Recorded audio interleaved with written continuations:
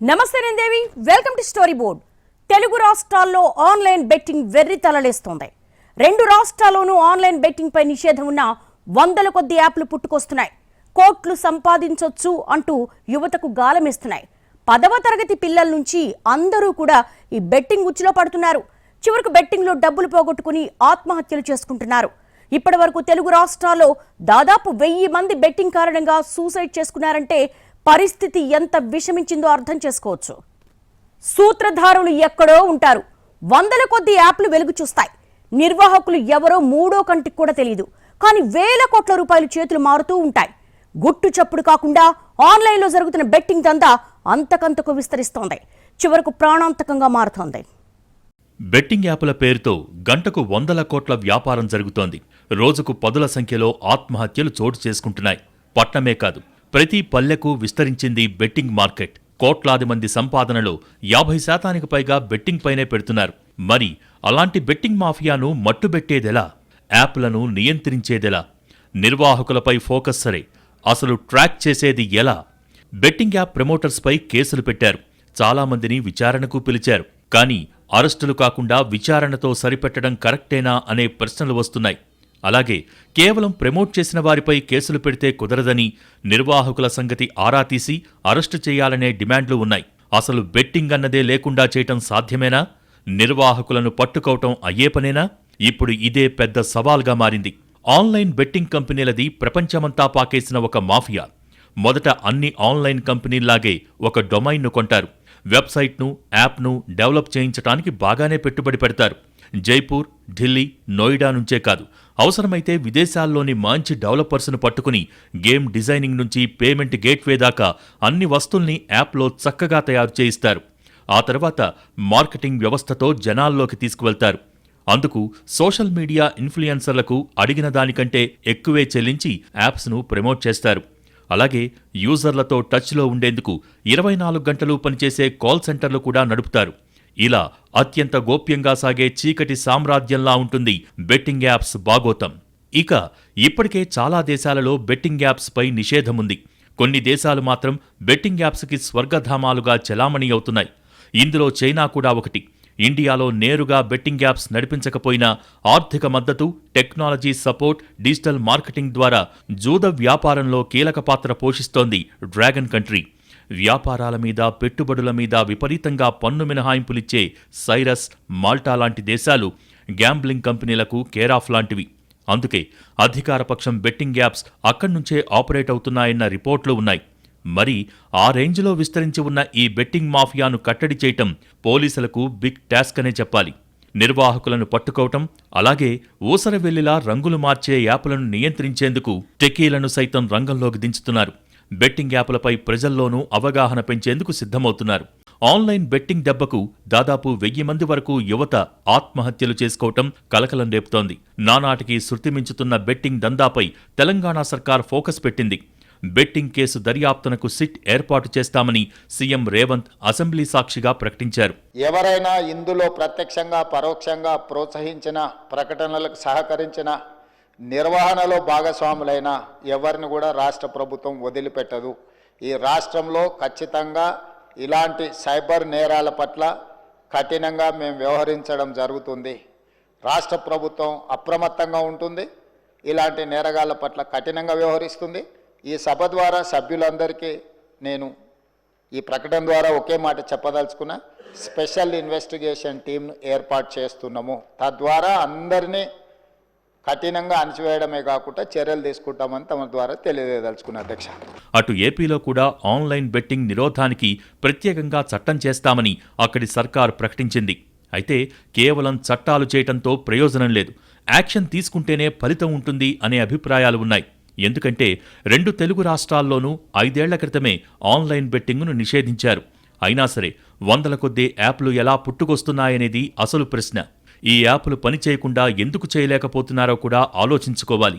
App కంపెనీల్ని track చేసి నిర్వాహకుల్ని వలేసి పట్టుకుంటే తప్ప బెట్టింగ్ దందా ఆగేలా కనిపించడం లేదు. ఇక ఐపీఎల్తో ఇప్పుడు పోలీసులకు బిగ్ టాస్క్ వచ్చిపడింది. బెట్టింగ్ రాయుళ్లు బెస్ట్ టైంగా భావించే ఈ ఐపీఎల్లో కోట్ల రూపాయల బెట్టింగ్ జరిగే అవకాశాలు ఉన్నాయి.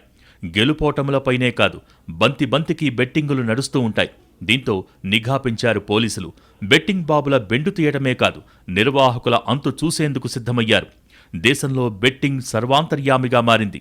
జిల్లా కేంద్రాలతో పాటు మండల, గ్రామీణ ప్రాంతాల్లో కూడా ఈ అక్రమదందా ఊపందుకుంది.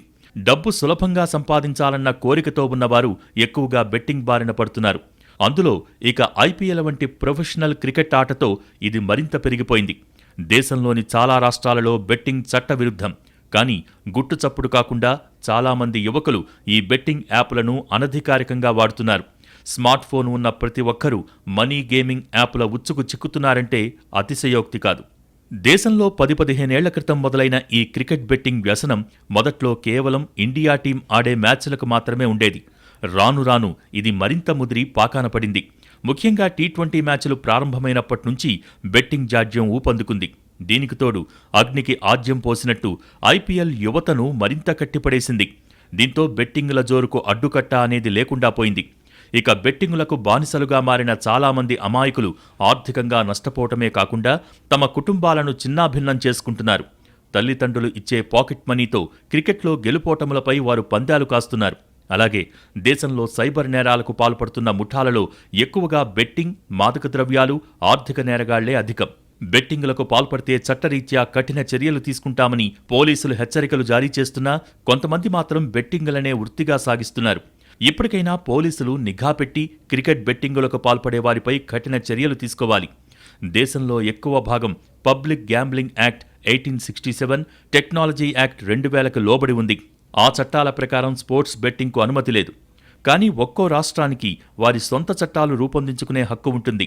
The Constitution of India places the moral authority, the legal authority as per the three lists. The list in under which action can be, any law can be created is with the responsibility of the state government. In list 2, entry 34, please study the federal structure, Honorable Speaker sir. I'll request the Honorable member to respect the federal structure of the country. భారతీయ వ్యవస్థలో online జూదాన్ని నిషేధించే నిర్దిష్ట చట్టం ఏదీ లేకపోవడంతో betting కంపెనీలు ఈ లొసుగులను ఉపయోగించుకుంటున్నాయి. అడపాదడపా బెట్టింగులు కాసే పంటర్లను పట్టుకుంటున్నా అసలు దోషులు తప్పించుకుంటున్నారు. ఎందుకంటే సూత్రధారులు ఎక్కడ ఉంటారో తెలీదు. అసలు నెట్వర్క్ ఎక్కడి నుంచి నడిపిస్తున్నారో పత్తా ఉండదు. నిజానికి పందాలు కాసేవారికి కూడా అసలు బెట్టింగ్ మనీ ఎక్కడి నుంచి వస్తుంది, ఎక్కడికి వెళ్తుంది అనేది ఎవ్వరికీ తెలియదు. ఎవరికి వారే కాసుల కక్కుర్తితో మనీ గేమింగ్ యాప్స్ బారిన పడటమే కానీ అసలు ఏం జరుగుతుందో తెలుసుకోవాలని అనుకోవటం లేదు. దీంతో బెట్టింగులు కాసేవారు పట్టుబడ్డా పోలీసులకు వీరి దగ్గర నుంచి ఏ సమాచారం దొరకటం లేదు.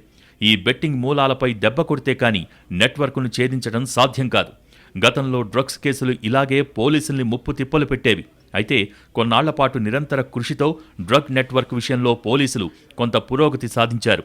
ఇప్పుడు ఆన్లైన్ బెట్టింగ్ డ్రగ్స్ కంటే పెద్ద మహమ్మారిగా తయారైన తరుణంలో పోలీసులు బెట్టింగ్పై కూడా నిరంతరం దృష్టి పెట్టాల్సిన అవసరం కనిపిస్తోంది.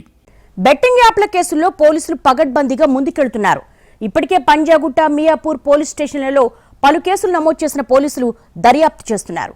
కేవలం యాప్లు ప్రమోట్ చేసిన వారిని విచారిస్తే లాభం లేదన్న వాదనలు రావడంతో యాప్ల యజమానులపై కేసులు బుక్ చేయాలని నిర్ణయించారు.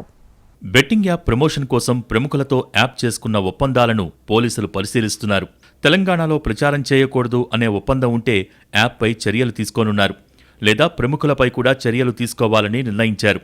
అన్నింటికీ ప్రధాన కారణంగా ఉన్నది యాప్ నిర్వాహకులే కాబట్టి వారిని ముందుగా నిందితులుగా చేర్చాలని భావిస్తున్నారు. ఇక్కడ ప్రమోషన్స్ చేసిన వారిని కూడా శిక్షించాల్సిందే. మనీ గేమింగ్ యాప్ల ప్రమోషన్ అనేది ఖచ్చితంగా తెలిసి చేస్తున్న తప్పే. అన్నీ తెలిసే ప్రమోషన్లు చేసి తీరా పోలీస్ నోటీసు రాగానే బుకాయిస్తున్నారనే అభిప్రాయాలు ఉన్నాయి. అదే సమయంలో యాప్ యజమానుల్ని పట్టుకుని శిక్షిస్తే కానీ భవిష్యత్తులో బెట్టింగ్ జోరు తగ్గదంటున్నారు సీనియర్ పోలీస్ అధికారులు. అసలు బెట్టింగ్పై ఆదిలోనే ఉక్కుపాదం మోపుంటే పరిస్థితి ఇంత విషమించేది కాదనే వాదనలు కూడా ఉన్నాయి. కొన్నేళ్లుగా జరుగుతున్న బెట్టింగ్ స్మార్ట్ ఫోన్ల రాకతో రేంజ్ పెంచుకుని మరింత వ్యవస్థీకృతంగా మారింది. ఒకప్పుడు ఎక్కడికక్కడ బెట్టింగ్ బంగారాజులతో చిన్న స్థాయిలో నడిచే బెట్టింగ్ ఇప్పుడు ఇంటర్నేషనల్ లెవెల్లో కొత్త మాఫియాగా అవతరించింది. ఒక్క ఐపీఎల్ అనే కాదు, కోట్ల మంది జనాన్ని ఆకర్షించే ఈవెంట్ ఏదైనా, సంఘటన ఏదైనా సరే కాదేదీ బెట్టింగ్ అనర్హం అన్నట్టుగా తయారైంది పరిస్థితి. బెట్టింగ్ జీవితాలను నాశనం చేస్తోంది. ఎంతోమంది ఈ ఊబిలోకి దిగి లక్షలాది రూపాయలు నష్టపోతున్నారు. 10వ తరగతి చదువుతున్న విద్యార్థి నుంచి సాఫ్ట్వేర్ ఉద్యోగి వరకు అన్ని వర్గాలు వయసులకు చెందినవారు ఈ బెట్టింగులకు అలవాటు పడుతున్నారు. బెట్టింగ్ 2 రకాలుగా కాస్తుంటారు. బుకీల ద్వారా బెట్టింగ్ వేసేవాళ్లు ఒక రకం. బుకీ ఎక్కడో ఉంటాడు, అతనితో బెట్టింగ్ ఫోన్ల ద్వారా వేస్తారు. ఒకవేళ బుకీ ఫోన్కు స్పందించకపోయినా అతను పోలీసులకు దొరికినా డబ్బులు రావు. రెండో రకం బెట్టింగ్ యాప్స్. ఇవి అత్యంత ప్రమాదకరమైనవి. ప్రస్తుతం మార్కెట్లో 20కి పైగా బెట్టింగ్ యాప్స్ ప్రచారంలో ఉన్నాయి. వివిధ రకాల ఆఫర్లు, బోనస్ల పేరిట యువతను ఈ యాప్స్ ఆకట్టుకుంటున్నాయి. ఒకసారి ఈ యాప్స్ను వినియోగిస్తే బయటకు రావటం అంత తేలిక కాదు.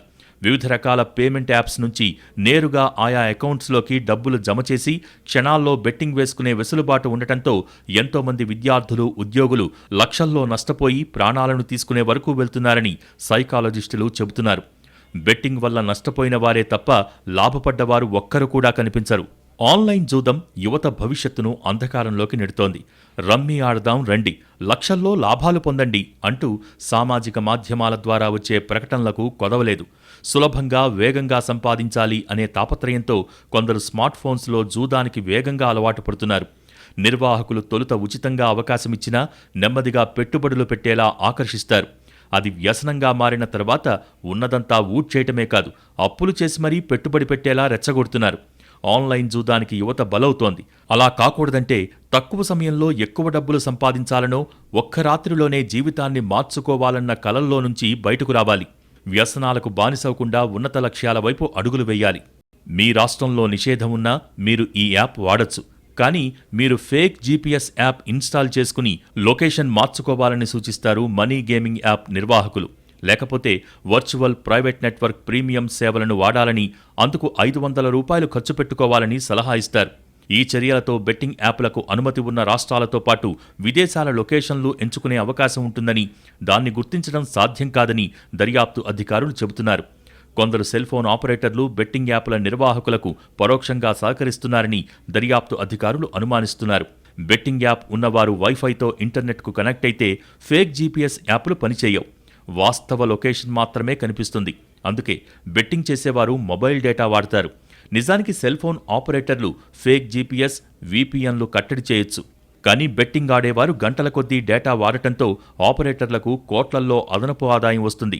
కొన్ని సెల్ సంస్థలైతే డేటా ప్యాకులను ప్రకటించాయి.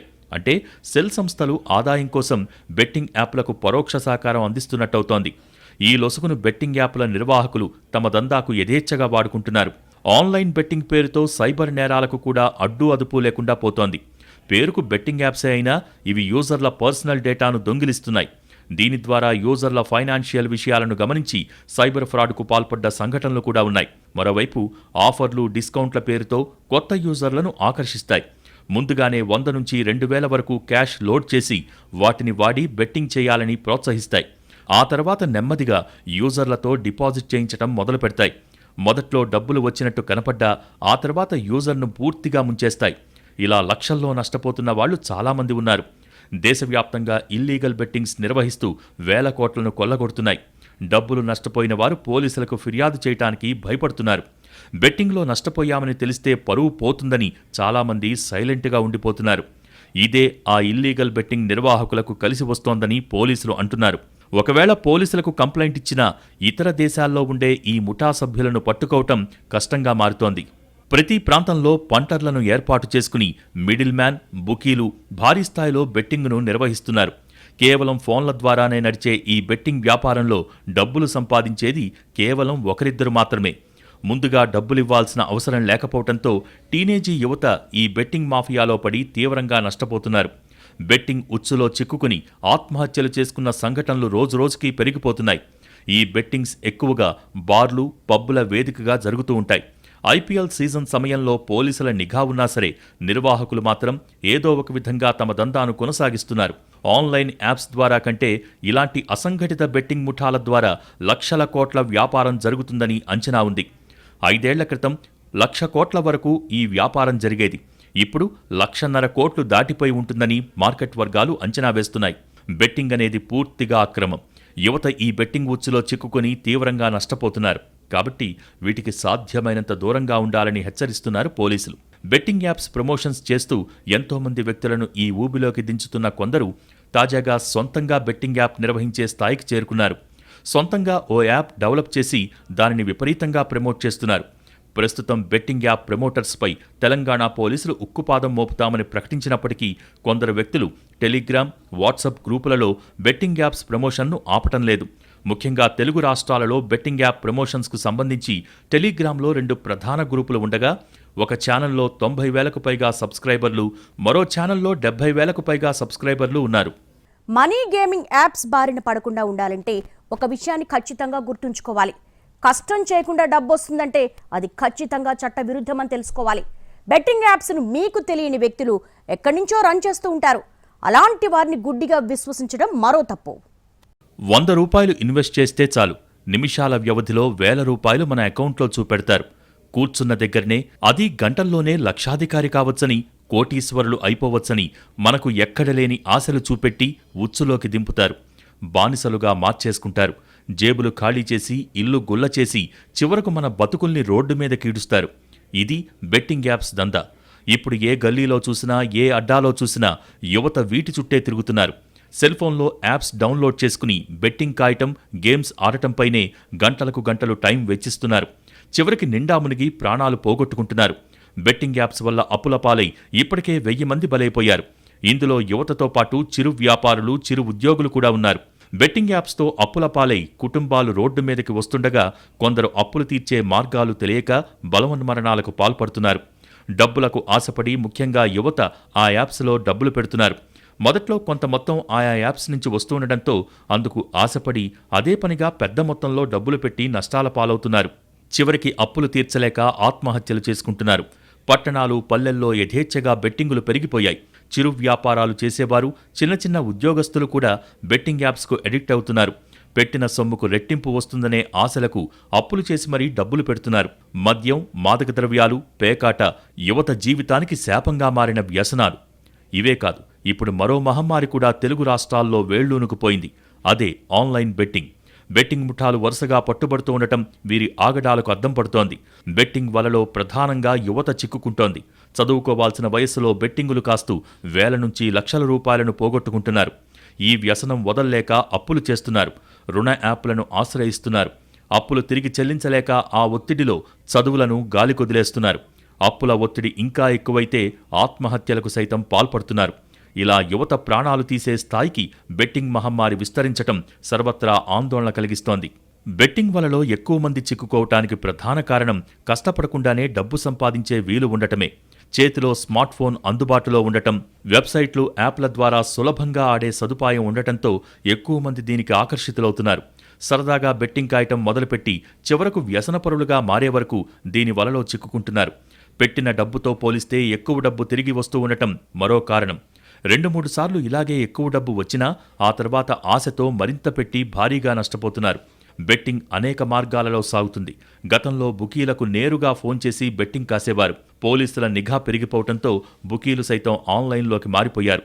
పెద్ద మొత్తంలో ఆఫర్లు ప్రకటించి యువతను ఆకర్షిస్తున్నారు. డబ్బులెవరికీ ఊరికే రావు. ఇదొక పాపులర్ డైలాగ్.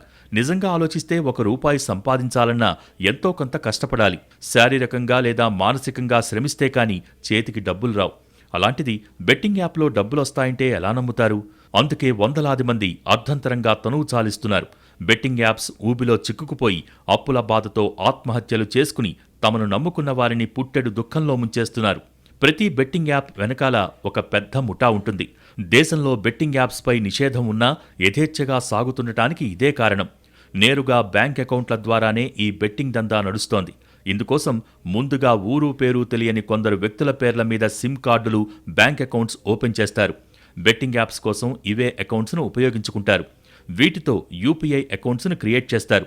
అలాగే కొంతమంది డెవలపర్ల సహాయంతో ఆకర్షణీయమైన పేర్లతో యాప్స్ను తయారు చేస్తారు. ఈ యాప్స్ను ఎవరు నిర్వహిస్తున్నారన్న విషయం తెలియకుండా ఉండేందుకు ఇలా వందలాది బ్యాంక్ అకౌంట్లను ఉపయోగిస్తూ ఉంటారు.